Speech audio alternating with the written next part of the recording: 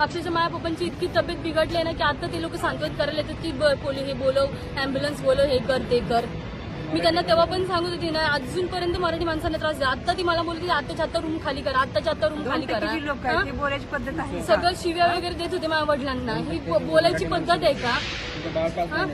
माझं 5 महिन्याचं बाळ आहे. मी त्यांना सांगते की माझं 5 महिन्याचं बाळ आहे, मी आता लगेच रूम खाली करून कुठे जाणार आहे, तरी ते ऐकायलाच तयार नाही. तुम लोग गेट के बाहेर जाओ, तुम लोग गेट के अंदर चाहिए नाही. कुठे जाणार आहे मी 5 महिन्याचं बाळ घेऊन? रात्री 2 वाजता वसुंधरा मॅडम यांच्या ज्या चेअरमॅन आहेत यांनी आमच्या समोर मागाशी आरेरावी करत यांच्या वडिलांना हार्ट अटॅक येईल एवढा त्रास दिलेला आहे. याच्यापूर्वी 2% मराठी माणूस तुमची इथे हिरानंदिनीमध्ये राहण्याची लायकी नाही या भाषेमध्ये ते बोलतात.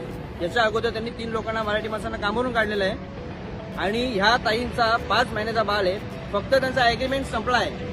जे उद्या करतील किंवा ते दुसरीकडे फ्लॅट घेतील ती गोष्ट वेगळी, पण 5 महिन्याचा बाळ असताना देखील ह्या मराठी ताईंना ह्या परप्रांतीय माणसांनी ज्या महिलांनी त्रास दिलेला आहे की तुम्ही आत्ताच्या आत्ता लहान बाळाला घेऊन घराच्या बाहेर जावा, कुठे पण राहा.